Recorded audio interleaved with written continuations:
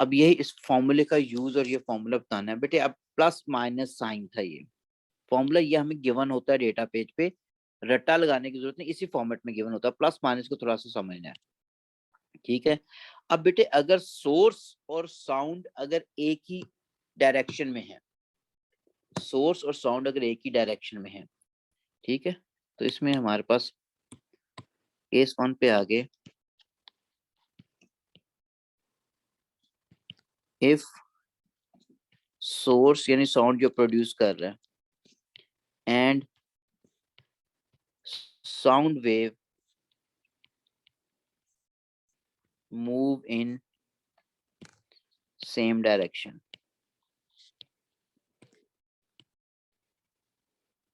Same direction का मतलब क्या हो गया कि बेटे हमारे पास एम्बुलेंस जो हमने पहले कंसीडर की थी, एम्बुलेंस या fire brigade, it is moving towards the observer. Observer की तरफ, अब सोर्स भी ऑब्जर्वर की तरफ मूव कर रहा है और वेव भी हमारे पास क्या ऑब्जर्वर की तरफ मूव कर रही है, ठीक है। इसका मतलब ये है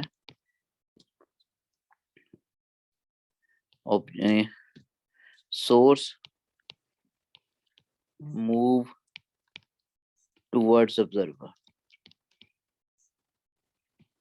सोर्स फायर ब्रिगेड वगैरह बेटे ऑब्जर्वर, ऑब्जर्वर यानी कि हमारे पास जैसे ये है, अभी तो रेस्ट में थी, हाँ ये चीज है। अब ये भी इस तरह मूव करिए, साउंड भी ऑब्जर्व इसी से आई ना, साउंड पहले आ जाएगी, एम्बुलेंस में तो बाद में आना है। Speed of sound is greater than that of speed of ambulance, ठीक है। अब इस केस में जब देखो दोनों चीजें एक ही डायरेक्शन में मूव कर रही हैं, तो रिलेटिव वेलोसिटी के लिए आप क्या करते हो, हमेशा माइनस करते हो। थोड़ा सा याद नहीं अगर है तो बेटे ये चीज है, एक ये गाड़ी मूव कर रही है with the speed of 20 metre per second, ये सेकंड व्हीकल है जिसको 28 मीटर पर सेकंड की स्पीड से मूव कर रही थी। अब इस गाड़ी के अंदर जो ड्राइवर है फर्स्ट के अंदर, उसको इसकी स्पीड का आइडिया होता है क्योंकि उसे अपनी स्पीड का पता होता है, ठीक है। तो ये पास करेगी तो उसको पता लगेगा कितनी स्पीड ज्यादा। तो अगर दो चीजें सेम डायरेक्शन में मूव कर रही हो तो रिलेटिव स्पीड के लिए उनको हमेशा आप क्या करते हो, माइनस करते हो। And if they are moving in opposite direction तो रिलेटिव स्पीड के उनको हमेशा आप क्या करोगे, एड अप करते हो, ठीक है। तो रिलेटिव स्पीड कंसेप्ट में अगर दो चीजें सेम डायरेक्शन में मूव कर रही हो तो हमेशा माइनस करना है, and if they are moving in opposite direction you always have to add them. अब यहाँ पे अगर देखें हम लोग तो रिलेटिव स्पीड अगर देखते हैं तो क्या होगी, v माइनस वी एस।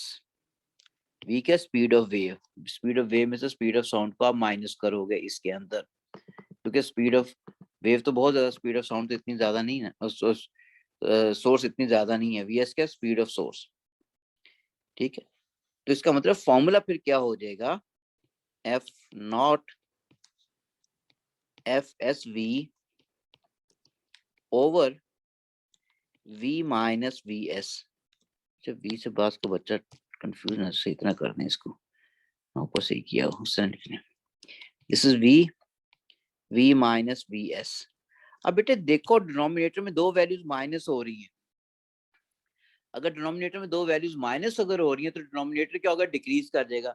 अगर डिनोमिनेटर डिक्रीज करे तो रेशियो का आंसर हमेशा क्या आता है, ज्यादा आता है। तो इसका मतलब ये हो गया कि एफ नॉट की वैल्यू जो होगी, ऑब्जर्व्ड फ्रीक्वेंसी जो होगी, that is greater than the frequency produced by the source, ठीक है ना। मैं ये कह रहा हूँ डिनोमिनेटर में दो वैल्यू माइनस हो रही हैं, अगर दो वैल्यूज माइनस होंगी तो डिनोमिनेटर डिक्रीज कर देगा, अगर डिनोमिनेटर डिक्रीज कर रहा हो तो रेशियो का आंसर हमेशा ज्यादा आता है। यानी अगर ये देख लो 1/4 है और बेटे 1/2 है, 4 डिनोमिनेटर क्या है इसके अंदर, बड़ा है, डिनोमिनेटर में इसमें क्या छोटा है। आज इसका आंसर क्या कह रहा है, 0.25, इसका आंसर क्या आ रहा है, 0.5।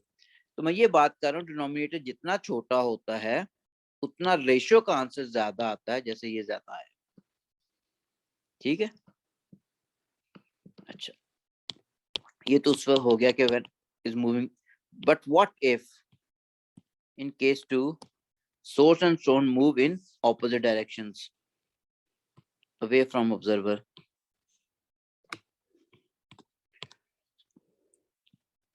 source and sound wave move in opposite directions, ठीक है, यानी source move away from observer and observer static actually. अब रिलेटिव स्पीड कॉन्सेप्ट में क्या होगा, दोनों की स्पीड ऐड अप करोगे। क्यों ऐड अप करोगे?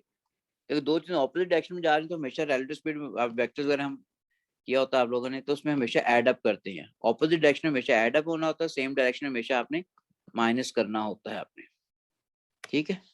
तो अब इसको अगर करते हो तो बेटे हमारे पास डिनोमिनेटर में अब क्या लिखा हुआ आ जाएगा, प्लस साइन। अगर प्लस साइन देखो, डिनोमिनेटर में दो वैल्यूज अब ऐड अप हो रही हैं। अगर दो वैल्यूज ऐड अप होंगी डिनोमिनेटर इंक्रीज कर जाएगा। अगर डिनोमिनेटर इंक्रीज करेगा तो रेशियो का आंसर क्या होगा, डिक्रीज करेगा। तो इसका मतलब एफ नॉट की वैल्यू जो होगी, ऑब्जर्व फ्रीक्वेंसी जो होगी, this is lesser than the frequency of the source. Clear होगी इतनी बात? अब इसी को अप्लाई कराएंगे, क्वेश्चंस करने, फिर कोई प्रूफ वगैरह करने की जरूरत नहीं है वैसे। अच्छा, अब एक क्वेश्चन आ गया बेटे इसके अंदर जी। So what if observer is also move, but नहीं बेटा, ऑब्जर्वर वो है, सारी चीजें है नहीं है ना, सिलेबस मेरा बेटा नहीं, इसलिए मैं सिलेबस बड़ा गौर से पहले लगा रहा हूँ आप लोगों के लिए। क्या लिखा हुआ है यहाँ पे देखो बेटे, understanding of Doppler's effect for the stationary source and moving observer is not required. Observer को मूव नहीं करवाना मैंने। फिर आगे देखो, if observe frequency when the source of sound moves relative to a stationary observer, observer is stationary। हाँ, अगर observer move करता है, observer is also moving towards the source, तो दोनों की वेलोसिटी ऐड अप हो जाएगी, ठीक है। अगर दोनों की वेलोसिटी ऐड अप होगी तो हमारे पास फिर, और ये बहुत ज्यादा ऐड अप हो गई, ज्यादा हो जाए तो और कम हो जाएगी, ठीक है, लेकिन हमारे पास वो है नहीं।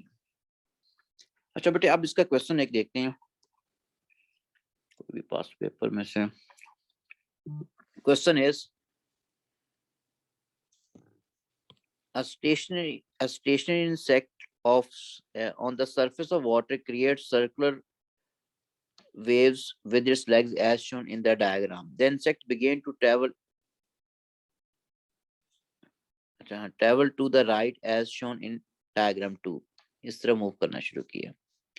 Which row describe the change in the wave at x caused by the movement of the insect? बेटे यहाँ पे क्या चेंज आ रही है हमारे पास, ठीक है, ये यहाँ पे वेवलेंथ क्या हो रही, कम हो रही है।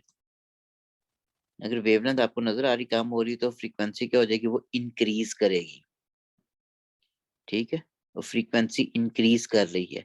स्पीड क्या है, वो कांस्टेंट की कांस्टेंट रहती है, ठीक है। यहाँ पे बेटे डिस्टेंस देखो, वेवलेंथ की वैल्यू कम हो रही है, फ्रीक्वेंसी की वैल्यू ज्यादा होगी, स्पीड क्या होगी, वो कांस्टेंट लेगी, ठीक है। Answer is frequency increase, ding dong जी। बेटे हमारे पास in one of the first experiment to demonstrate Doppler's effect, a train was filled with trumpets, all playing a note of frequency, this one, this is the frequency of the source, यानी frequency of source अगर देखूं बेटे इसने 440 दे दी है hertz। The difference in the observed frequency of the note as the train directly approached the stationary is this one, difference बता रहा है, ठीक है। डायरेक्टली अप्रोच द स्टेशनरी, अगर अप्रोच की जा रही है तो इसका मतलब है ऑब्जर्व फ्रीक्वेंसी मेरा बेटा जो होगी वो उसने कह दी हुई है, which is equal to 440 plus 22। क्यों ज्यादा होगी ना, ऑब्जर्व फ्रीक्वेंसी ज्यादा होती है approach, directly approach the stationary, तो ये हो जाएगी दिस इज 460 हर्ट्ज, ठीक है। क्लियर होगी बात ये वाली? नहीं, 4 गलत, 460 गलती थी, 440 plus 22 becomes 462। अच्छा, the speed of sound is, v की वैल्यू दे दी गई विच इज 340 मीटर्स पर सेकंड। हमें स्पीड निकालनी है सोर्स की क्या होगी।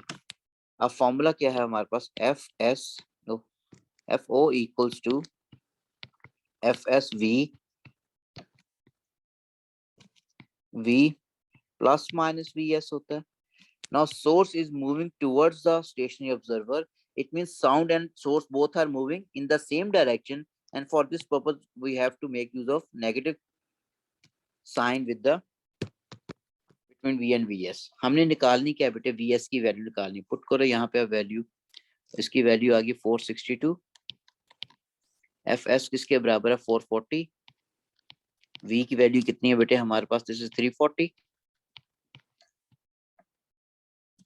340 माइनस Vs, हमें आप लोग निकाल के दे दो कि क्या आंसर आता है, दिस इज बिस्मिल्लाह,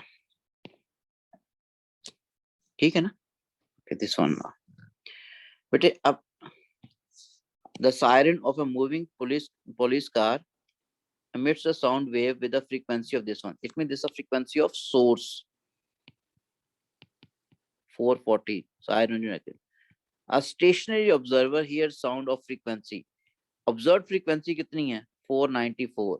अब observed frequency is greater than the frequency of source. It means हमारे पास towards the observer आ रही पुलिस की car. The speed of sound is, speed की given है 340. What could be the speed of and direction of movement? बेटे हमने source की ये speed ने, अब यहां से अगर हमारे पास एक चीज तो बड़ी क्लियर होगी, क्योंकि ऑब्जर्व फ्रीक्वेंसी जो है this is greater than frequency of source, so source move towards observer, towards observer, ठीक है ना। तो अगर हम वैल्यू निकालते हैं बेटे हमारे पास होती है observe frequency is equal to F S V, अब माइनस में आ जाएगा क्योंकि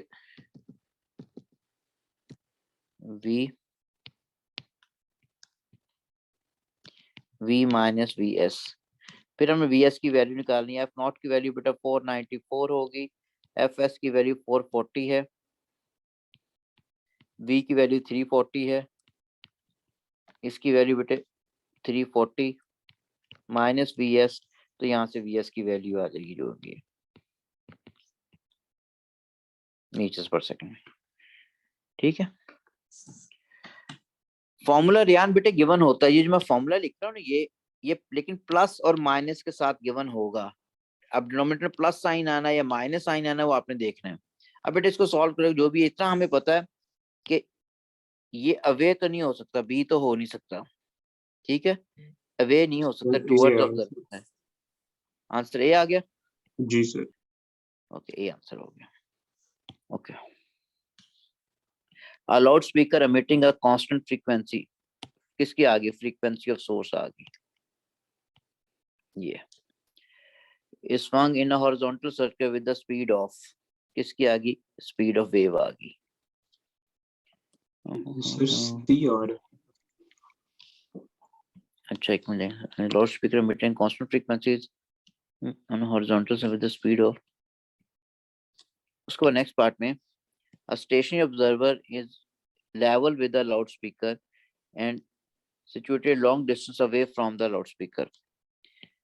The observer hears the sound of varying frequency. The maximum frequency heard is this one. इसका मैक्सिमम फ्रीक्वेंसी है हमारे पास, ये ऑब्जर्व फ्रीक्वेंसी है विच इज मैक्सिमम। ये मैक्सिमम का मतलब क्या है, ठीक है, यहाँ F observe frequency is greater than this one, इसका मतलब ये है सोर्स जो है loud speaker is moving towards observer, ठीक है, loud speaker is moving towards observer, ठीक है। अगर टुवर्ड्स ऑब्जर्वर जा रहा है तो फॉर्मूला बेटे हमने फिर अप्लाई कर दिया, दिस इज, ये हमें गिवन होता है जो F S we minus V S आएगा, प्लस वाली कोई आएगी नहीं आज, चले मैंने एक ही पेपर ईयर के पेपर निकाले तो उसमें सारों में यही आया हुआ है बेटे। एफ नॉट की वैल्यू हमारे पास है विच इज 2097, एफ एस की वैल्यू हमारे पास है विच इज 2000, v की वैल्यू हमारे पास है this is which we need to determine speed of sound in air, and v हमारे पास जो है डिटर्मिन करना vs की वैल्यू हमारे पास है which is 15.0। Again if you solve it जो भी आंसर आ जाएगा। अब बेटे लास्ट लर्निंग आउटकम पे आ गए। अच्छा ये मैंने कल टेबल उसने लगाया था कि थोड़ा रेंज का आइडिया हो जाए आपको। अच्छा अब बेटे इस लर्निंग आउटकम पे देखें what is meant by polarisation. Polarisation हम कह रहे होते हैं प्रोसेस को जिसमें आप कन्फाइन कर देते हो एक वेव को कि एक ही प्लेन में पास कर सके। दिस प्रोसेस टू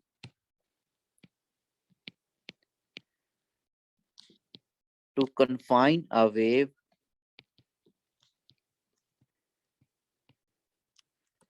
ठीक है टू पास थ्रू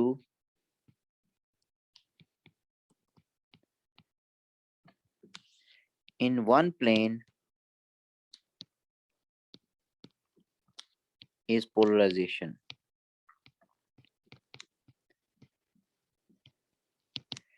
अब what does it mean बेटे हमारे पास suppose if I consider this is a fixed port,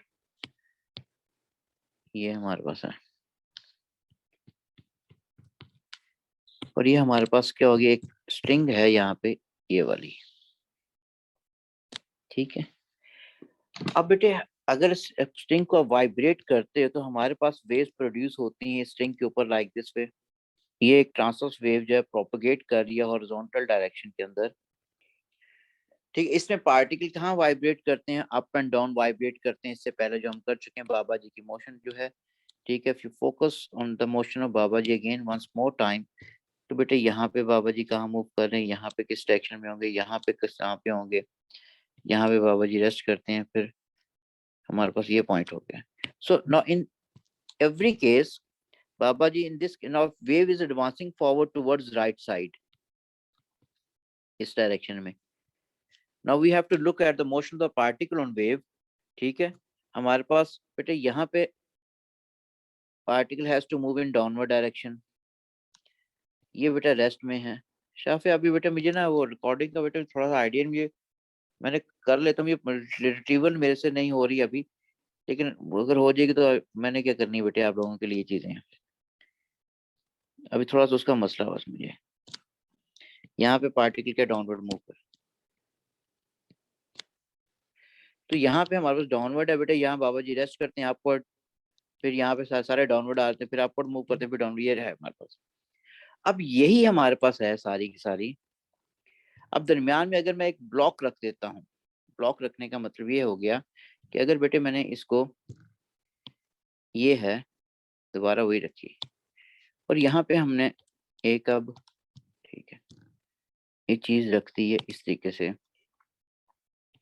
एक वर्टिकल स्लिट रख दी है, एक vertical slit mean vertical opening रख दी इस तरीके से। बेटे वर्टिकल शो करते हो, मैंने इस तरह शो किया, एक्चुअली पड़ी है वर्टिकल ही हुई है, ठीक है।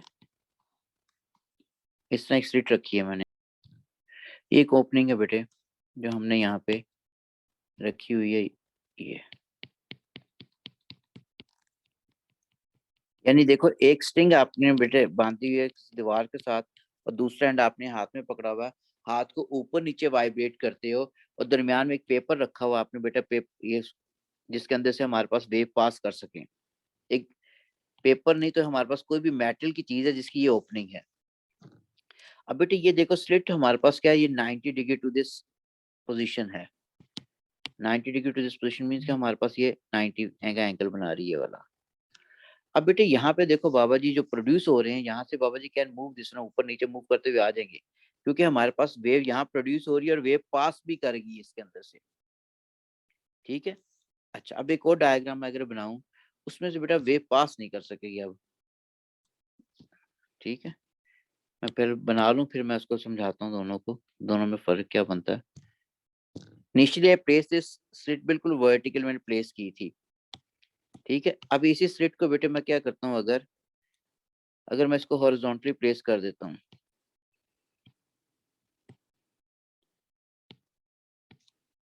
ठीक है, ये वही स्लिट है। अब क्या होगी, ये हॉरिजॉन्टल प्लेन में होगी, इसको यहाँ पे मैं रखूँ। अब हमारे पास क्या होगा, जो ही बेटे इसको मैं हॉरिजॉन्टली प्लेस करूंगा, हम ये ऑब्जर्व करेंगे कि वेव जो है हमारे पास पीछे से प्रोड्यूस होती आ रही है बेटे, ये वेव बिल्कुल प्रोड्यूस हो रही है। जब इस ओपनिंग में से, इस वाली ओपनिंग में से पास करने लगी है, तो बेटे हमारे पास उसका साइज जो है, तो एम्पलीट्यूड इतना ज्यादा नहीं था इसका, तो वेव बेटे यहाँ से इसके बाद फर्दर पास ही नहीं कर सकी, वेव बिल्कुल यहाँ से क्या होगी, स्ट्रेट हो गई है। अगर वेव पास नहीं हो, वेव ब्लॉक हो गई है। वेव क्यों ब्लॉक हो गई है? क्योंकि स्लिट का साइज क्या, वो ओह सॉरी, स्लिट का साइज क्या, हॉरिजॉन्टल। वेव किस तरह मूव कर रही है, आप वर्टिकल प्लेन में, ठीक है। तो हमारे पास समझो जो बाबा जी हैं, यहाँ से तो बेटे ऊपर नीचे मूव करते जाते थे, यहाँ पे इतना है नहीं बाबे के, छत और टांगे बाबे की इसको लगेंगी डेफिनेटली, सर और पाँव, बाबा मर जाएगा, फर्दर आगे डिस्टर्बेंस नहीं जानी है। तो अगर नहीं जानी, आप मेरी डेफिनेशन थोड़ी सी माइंड में लाओ। मैंने लिखा process to confine a wave to pass in one plane, एक ही प्लेन में कन्फाइन कर देने का वेव पास कर सके।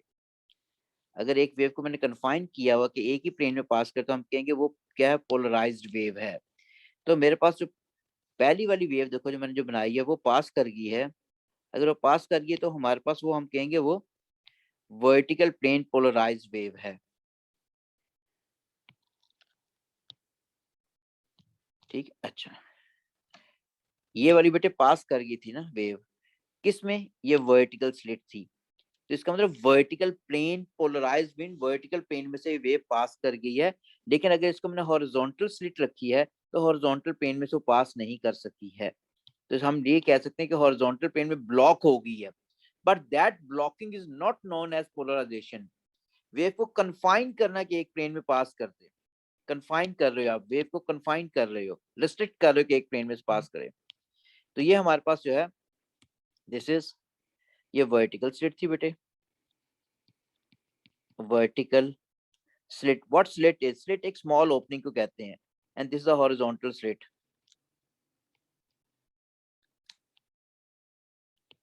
वर्टिकल स्लिट में से वेव क्या पास कर गई है, ठीक है। अगर वर्टिकल प्लेन में से पास कर गई, तो हम लिखेंगे वर्टिकल प्लेन पोलराइज्ड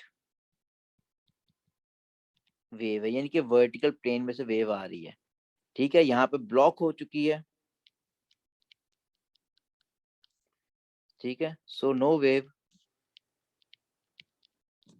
ठीक है। क्यों नहीं है पास की, क्योंकि हमारे पास plane of vibration of particle is जो है परपेंडिकुलर है इस स्लिट के साइज से, ठीक है। स्लिट का साइज बेटा सिर्फ वर्टिकल से ऊपर नीचे इतना ही था, इतनी सिर्फ विड्थ थी, ठीक। हाँ, अगर मैं इसको हॉरिजॉन्टल मूव कर रहा होता इस तरह, तो हॉरिजॉन्टल तो पास कर जानी है ना ये फिर, ठीक है, क्योंकि स्लिट का प्लेन क्या हॉरिजॉन्टल है। अगर हॉरिजॉन्टल पास कर देगी, तो हम कहेंगे फिर हॉरिजॉन्टल प्लेन पोलराइज वेव है वो, जिस प्लेन में से पास करती है उसी प्लेन के अंदर पोलराइज होती है, ठीक। थोड़ा सा और बेहतर करूं मैं, नेक्स्ट क्लास में एनिमेशन दिखा दूंगा और क्लियर हो जाएगा। अच्छा हाँ, अब हमारे पास बेटे देखो, हमारे पास इलेक्ट्रोमैग्नेटिक वेव जो आ रही है मल्टीपल प्लेन्स के अंदर आ रही है। इलेक्ट्रोमैग्नेटिक वेव्स इस तरह आ रही होती है हमारे तक, कोई एक प्लेन में नहीं आ रही। ये वर्टिकल प्लेन हो गया, suppose this is horizontal plane में, जी प्लेन के अंदर, ऑब्लिक प्लेन के अंदर, ये हमारे पास इलेक्ट्रोमैग्नेटिक वेव्स आते हुए इस तरह उनका प्लेन चेंज होता जा रहा होता है, ठीक है। कहने का मतलब ये है कि हमारे पास इलेक्ट्रोमैग्नेटिक वेव इस तरह जाते जाते डेफिनेटली उसका प्लेन इस तरह हो जाएगा, फिर उसका प्लेन इस तरह हो जाएगा, यानी वेव इस तरह मूव करते उसका प्लेन चेंज होता जा रहा होता है। मल्टीपल प्लेन्स में समझो कि इलेक्ट्रोमैग्नेटिक वेव्स हमारे तक आ रही है। अगर मल्टीपल प्लेन्स के अंदर आ रही है बेटे, तो हमारे पास मल्टीपल प्लेन्स के अंदर आ रही, अब हम पहले देखो ग्लासेस अगर हम नहीं पहनते, सन ग्लासेस या फिर ये गॉगल्स या सन ग्लासेस, तो बेटे हमारी आंखों में लाइट की इंटेंसिटी जो आ रही होती है काफी ज्यादा आ रही होती है। जो ही आप ग्लासेस पहनते हो, तो लाइट की इंटेंसिटी क्या कम हो जाती है। अब कम कैसे हो जाती है, अगर मैं, ये ग्लासेस ही हैं बेटे, अब इन पे बेटे हमारे पास डिफरेंट लाइंस मार्क हुई होती हैं, इन पे डिफरेंट लाइन जिसका मार्क हुई होती हैं। अब ये वर्टिकल प्लेन में भी हो सकती हैं, हॉरिजॉन्टल में भी हो सकती हैं, ठीक है। और हर लाइन जो है एज ए पोलराइजर के तौर पे काम कर रही होती है। अब हमें नजर क्यों नहीं आ रही होती है बेटे, माइक्रोस्कोप के अंदर देखोगे तो नजर भी आ जाएंगी। इलेक्ट्रॉनिक सिंपल माइक्रोस्कोप में भी नजर आती हैं। इक्वली स्पेस लाइंस होती हैं, and each line behave like a slit. एक में वर्टिकल भी हो सकता है, एक में हॉरिजॉन्टल भी हो सकता है, लेकिन मैंने दोनों में वर्टिकल ली है। अब क्या होगा, जब बेटे पहले हमारी आंखों में सारे प्लेन्स आ रहे थे लाइट के, वर्टिकल भी, ऑब्लिक भी, ये भी और ये भी। जब हमने सन ग्लासेस पहन ली हैं, ठीक है, तो हमारे पास क्या हुआ बेटे, ये वर्टिकल स्लिट है, तो वर्टिकल स्लिट से सिर्फ ये वाला प्लेन की लाइट जो आ रही है इसी से ये पास कर सकती है। ये भी ब्लॉक हो गया, ये भी ब्लॉक हो गया, ये भी ब्लॉक हो गया। अगर ये ब्लॉक अगर हो गए हैं तो इसका मतलब सिर्फ वर्टिकल प्लेन पास कर रहा है, तो हम कहेंगे ये वर्टिकल प्लेन पोलराइज्ड ग्लासेस हैं। Vertical plane polarized glasses, plane polarized goggles या ग्लासेस। ये आपने एक सिंपल पॉलीथीन लिया है। अब पॉलीथीन लिया बेटे, उसके ऊपर आपने कटर से डिफरेंट लाइनें लगाई, कटर से इक्वल स्पेस लाइंस हो गई है, ठीक है, कटर के थ्रू। अब वो लाइन इतनी छोटी है बेटे आपको वैसे नजर नहीं आ रही। आपने आपने यही जो हमारे पास सारी असेंबली बनाई है, ये आपने ये एक सी थ्रू ग्लास जो होता है उसके ऊपर लगा दी, आम जो प्लेन ग्लास है उसके ऊपर लगा दी। अब वो ग्लास क्या होगा, वो हमारे पास वो पोलराइज हो जाएगा। पोलराइज होने का मतलब कि हमारे पास, मैं फिर दोबारा बता दूं, मैंने सिंपली बेटे ये कहा कि पहले आपने सिंपली एक एब्सोल्यूट ये वो ले लिया, कार्डबोर्ड ले लिया, उस बाकी चीजों को छोड़ो, कार्डबोर्ड ले लिया हमने। अब कार्डबोर्ड के ऊपर आपने थोड़ा सा एक 100 के थ्रू इस तरह लाइनें लगा दी। वो जो आरी होती है जो आपको लकड़ी काटने के लिए यूज होती है, उसके ऊपर लाइनें लगाई हुई हैं, ठीक है। और काफी वो फाइनली स्पेस लाइंस हैं, बहुत ही ज्यादा फाइनली स्पेस होनी चाहिए। अब यहाँ तो उतनी, ठीक है। अब लाइट जो होगी बेटे, बाकी जगह जो गिरेगी वो ब्लॉक हो जाएगी, सिर्फ इस जगह वाली लाइट पास कर सकेगी। चलिए यही है। अब लाइट जो इस जगह पे गिर रही है वो यहीं ब्लॉक होगी, यहीं ब्लॉक होगी। अब लाइट की ये प्लेन कभी भी पास नहीं कर सकेगा क्योंकि ओपनिंग ही वर्टिकल है, ओपनिंग ही वर्टिकल है। कहने का मतलब है कि एक घर का दरवाजा वर्टिकल है ये। सर जी बेटे, sir sorry you cut you, पर ये स्पेसेस क्या ओपनिंग है या लाइनिंग लाइंस ओपनिंग है? सर ये लाइन एक ओपनिंग है, ये ओपनिंग है। ठीक है ये सर, तो थैंक कार्डबोर्ड है सारा, एक लाइन एक यू। ओपनिंग में फाइनली स्पेस लाइन है, ओपनिंग के तौर पे काम कर रही है, ठीक है। ठीक है। अच्छा अब बेटे इसके अंदर हमारे पास क्या है, इसके अंदर जो पर्स, ये मैंने फिर बताया कि घर का एक दरवाजा है, इसमें आप वर्टिकल पेन भी पास कर सकते हो ना। आप लेट के इसमें तो पास नहीं कर सकते हो कभी भी। अगर एक पर्सन यहाँ लेटा हुआ है इस तरह के, इसमें से पास करवा दे, कभी भी पास नहीं कर सकता, क्योंकि प्लेन इसका हॉरिजॉन्टल, इसका प्लेन क्या वर्टिकल है। तो हमारे पास इलेक्ट्रोमैग्नेटिक वेव जो इस प्लेन के अंदर आ रही थी वो इसमें पास ही नहीं कर सकते, क्योंकि स्लिट ही वर्टिकल, ओपनिंग ही वर्टिकल। ये जिसपे एक लाइन पे मैं आ रही है आपको नजर, बेटे ये एक स्लिट है, एक ओपनिंग है, दो ओपनिंग में ये जो स्पेस आ रही है ये वाली कार्डबोर्ड है, ये ओपेक है, यहाँ से कोई चीज पास नहीं कर सकती। ये पास करनी तो लाइन में से पास करनी जो मैंने बनाई। तो ये भी ब्लॉक हो गया, ये भी ब्लॉक हो गया, ये भी ब्लॉक हो गया। सिर्फ वर्टिकल प्लेन वाली चीज पास कर सकेगी जो वर्टिकली वाइब्रेट कर रही होगी, तो सिर्फ वो पास कर सकेगी, तो हम कहेंगे ये वर्टिकल प्लेन पोलराइज्ड ग्लासेस हैं। आपकी विंड स्क्रीन जो होती है गाड़ियों की बेटे, विंड स्क्रीन भी हमारे पास क्या होती है, वो भी पोलराइज हुई होती है। गाड़ियों की विंड स्क्रीन अगर आप स्पेशली मेहरान वगैरह को या सस्ती गाड़ी को देखोगे धूप के अंदर, तो उसके ऊपर विंड स्क्रीन के ऊपर आपको पर्टिकुलरली पूरा स्पेक्ट्रम से बार्स, वर्टिकली बार्स नजर आ रही होती है धूप के अंदर। वो नजर आने की रीजन भी बेटा ये होती है, विंड स्क्रीन को पोलराइज हम इसलिए करते हैं कि सामने से अगर कोई लाइट व्हीकल आ रही है हाई बीम के ऊपर, वो हाई बीम की लाइट सारी अगर पास करेगी ड्राइवर की आंखों में पड़ेगी, उसे नजर ही कुछ नहीं आएगा। तो हम लाइट के कुछ प्लेन ब्लॉक करते हैं ताकि कुछ प्लेन की लाइट पास कर सके और ड्राइवर की आंखों में बहुत ज्यादा लाइट की इंटेंसिटी ना इंसिडेंट हो सके। तो हम रिस्ट्रिक्ट करते हैं, हम कन्फाइन करते हैं कि कुछ प्लेन की लाइट पास करे, बाकी प्लेन की लाइट पास ना कर सके, ठीक है। तो उस चीज को आप कह रहे होते polarization, and this process can only be done with transverse wave. हम लॉन्गिट्यूडनल वेव्स को कभी भी पोलराइज नहीं कर सकते। अब मुंह के आगे हमारे पास अगर कोई चाहे स्लिट को वर्टिकल रख दूं, चाहे मैं हॉरिजॉन्टल रख दूं, चाहे मैं ऑब्लिक रख लूं, कभी हमारे पास हर प्लेन की वो लाइट जो है पास कर देगी, साउंड जो पास कर जाती है, जिस तरह मर्जी रख लें स्लिट। तो हमारे पास सिर्फ the major difference between transverse waves and longitudinal wave here at a level, that is of transverse wave can be polarized. We can restrict transverse waves to pass in one plane and block in other planes, but we cannot restrict longitudinal waves to pass in one plane. वो हर plane में से pass कर देगा। अब बेटा इस diagram को अगर गौर से देखते हो, यहाँ नहीं समझा बेटा बताना है, क्योंकि इम्पोर्टेंट है, कुछ क्वेश्चन कहीं से भी एग्जामिनर दे सकता है, हमें थोड़ी पता। बेटा ये हमारे पास आपको मल्टीपल प्लेन्स नजर आ रहे हैं। लाइट जो आ रही है, एक इस प्लेन में भी आ रही है, वर्टिकल में जो रेड से रिप्रेजेंट किया, एक ओब्लिक प्लेन में है, एक ये हमारे पास ब्लू टाइप जो है, और एक ग्रीन प्लेन। आपको ये इलेक्ट्रोमैग्नेटिक वेव्स मैंने कहा था मूव करते हुए अपनी डायमेंशन चेंज करती जा रही होती है। इस तरह आते आते देखो हमारे पास कभी वो वर्टिकल इस तरह आ रही है, फिर इस तरह चलेगी, फिर इस तरह चलेगी। ठीक है, by Fleming left hand change, उस रूल को हमें करने की जरूरत नहीं है। इसके आगे मैंने वर्टिकल स्लिट रखी है, तो वर्टिकल स्लिट ने क्या किया है, बाकी को ब्लॉक कर दिया है। आपकी ग्रीन लाइट भी जो है प्लेन वाली वेव जो आ रही है वो भी ब्लॉक हो चुकी है, ये ब्लैक वाली भी ब्लॉक हो चुकी है। सिर्फ पास कर रही कौन सी, वर्टिकल प्लेन वाली। क्यों, स्लिट वर्टिकल थी। ठीक है, वेव तो इस तरह ट्रेवल करनी, सिर्फ बाकी एक वर्टिकल प्लेन जो है हमारे पास वेव पास करी, क्योंकि पोलराइजर में से पास किया तो एक ही प्लेन पास कर सकता है, बाकी रिस्ट्रिक्ट हो गए, बाकी ब्लॉक हो गए। तो ये क्या लिखा है, प्लेन पोलराइज्ड वेव है। और कौन सा प्लेन है ये, because this slit was vertical, तो हम लिख सकते हैं वर्टिकल प्लेन पोलराइज्ड वेव है ये। ठीक है, बाकी ब्लॉक हो गए। ये मैंने आपको इसकी जो एग्जांपल दी, जैसे ये मैं लगा हुआ था। ठीक है, दूसरी जो उसने बड़ी डायग्राम बनाई थी उसी के अंदर फिर फर्दर देखते हैं कि हमारे पास अगर ये है, ये इलेक्ट्रोमैग्नेटिक वेव्स आ रही हैं, ये वाली अनपोलराइज्ड हैं डिफरेंट प्लेन्स के अंदर, जिस तरह मैंने पहले के वाले। अब हमारे पास लॉन्ग चेंज ऑफ मॉलिक्यूल्स हमारे पास इस तरह है, ट्रांसमिशन एक्सिस पोलराइज्ड वेव। अब इसके अंदर हमारे पास है क्या, अब इसके अंदर इतना माइन्यूट नहीं, स्कैटरिंग काफी है।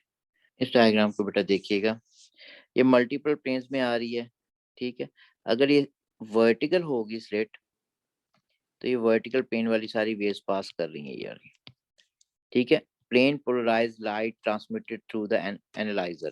पहले को पोलराइजर कहते हैं, दूसरे को एनालाइजर कहते हैं।